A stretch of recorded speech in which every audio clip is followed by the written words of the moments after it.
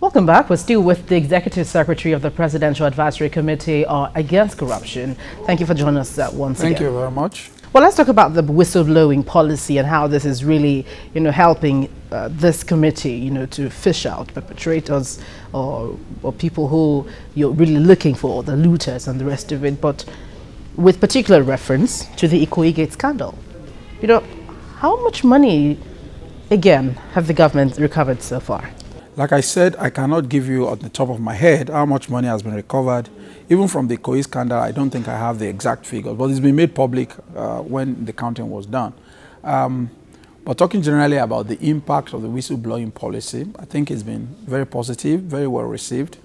But the policy goes beyond the part of it that is celebrated, which is the recovery fee, the 5% top limit that a successful recovery from a whistleblowing can earn.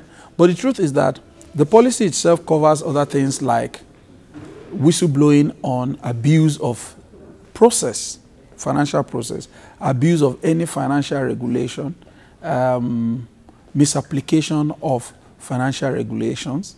It talks about processes that are breached or abuse of office or power. Now, of course, given the fact that for the first time, government is tying an incentive, to information that it receives that leads to recovery and all that, that component has been celebrated. We are yet to use effectively other parts of the whistleblowing policy, components of it that can also help governance, not necessarily lead to recovery of funds, but help improve the way things are done. So, for example, a contract is awarded in a manner that does not follow the law. You can blow the whistle against it.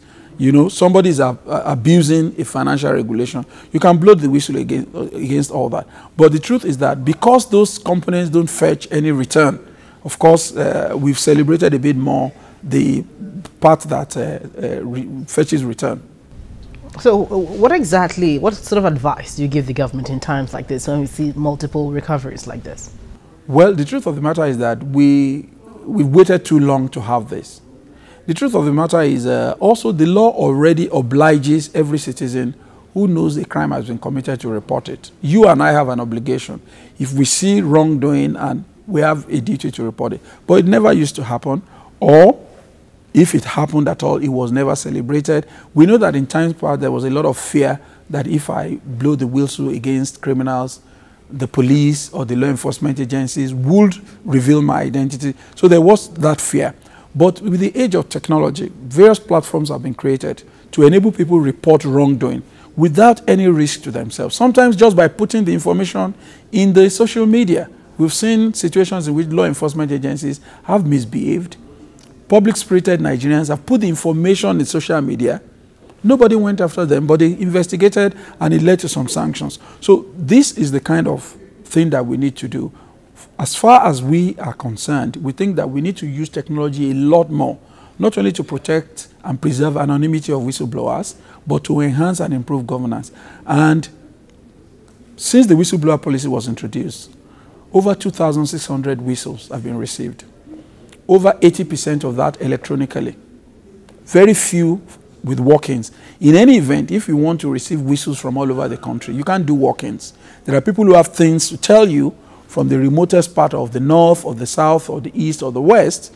So long as they have access to technology, they can reach you, give you the information. It is then left for government to follow up. Now, I should say that maybe 80% of the information you receive will lead to no recovery. But because government follows through painstakingly, the ones that have led to recoveries, it has made it worth the while that even if 80 drop off or even more than 80%, that 10% that fetches something tells you that, look, we're on the right path. When you made revelations like the 55 persons, Nigerians who diverted monies, is there any recent recovery? Because that was between 2006 to 2015. So from then on, what can you tell us? Well, first of all, let me distinguish that situation. It was based on research. It was based on research that I did. And it was just looking at the trend of the cases and what was being reported and trying to say, okay, fine, why is this hanging? What value could we have derived if these cases moved very well? and government is able to recover the money, which led to the side that says, look, a percentage of this will build X number of roads, build hospitals and schools. Now, but in recent times, from the reports that we've seen and the activities of law enforcement agencies, humongous sums of money have been recovered. Now, as you know, the acting president said yesterday, the truth of the matter is that there's no way in the world where such a discovery is made that it will make news. It will make news. And it would outrage people and it will shock them that anyone would keep this volume of money anywhere. So in terms of the impact, I think that government is very satisfied that the whistleblower policy is impactful. Now, concerns that have been raised about it, whistleblower protection, fears and all that, so far there's been no breach. Yes, the whistleblower protection bill is in the National Assembly, is going through the process. In the interim so far, the platform through which you report is anonymous. Even if you do a walk-in, your identity is preserved. Government administers some kind of agreement that we will not breach this agreement, you don't breach it, you endorse it. They also want to be sure that you are not sending government on the wild goose chase, which is why 1 or 2 people have been prosecuted now for providing malicious information. Because you can imagine the amount of resource that will be deployed when you say there is asset hidden somewhere and government stakes out the place, begins to watch, not one day, not 1 week, not 1 month. Sometimes it may take a whole number of months and then there's nothing. Turns out it was a lie. Okay, there's a cost to it. So you've got to be sure, you know, about what information you are giving. And also in order to avoid people using it as a weapon against their whether political or other kinds of enemies. You've got to put those sort of restraint. So on the whole, I think government is very satisfied, you know, with the impact of the whistleblower policy. You know, the chairman right now is facing a battle of his own, you know, and concerning Mago as EFCC chairman. Would you rather that he steps aside? Would I rather that he steps aside? Why? Why should he step aside? No, of course not. What for? What for? Any compelling reason why he should step aside? I can't find any. So do you think all the hullabaloo is worth it? Of course. Look, we're in a system where there are tensions and contests for power to assert positions and all that. There's nothing happening about this situation that is aberrant at all. And if anything significant is found, you know, then nobody would say, no, he should stay there. But nothing significant has been found. So why should we say he should step aside? What for? I don't think there's any reason for it. And right now you're getting all the cooperation from the EFCC and other Nigerians. Oh. Well, I think government is getting quite a lot of cooperation. When you say you, I mean, we're a presidential advisory committee, we're a think tank. We're not focused on EFCC. We look through and look at what is happening and we give advisories and make recommendations. Of course, we take positions also on issues and all that. But beyond that, we don't implement anything. You know, we don't act in any way. We expect the agencies of government that have been established to do so. In our concluding moments, just pinpoint one big challenge you might be facing that maybe constitutes a pushback for the committee. For the committee, I think it is, you know, the conflict between what Nigerians want and how they want to get it. It's very clear to us that culturally, people seem to tolerate corruption, but yet they want to see it go.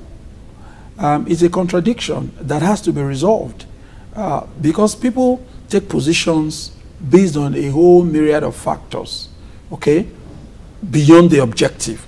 And so if you denounce corruption, it should not matter how you have confronted or met it, from your ethnic brother, from your political party, wheresoever, okay? So this is a major issue for us that, on the one hand, Nigerians do not seem to want corruption.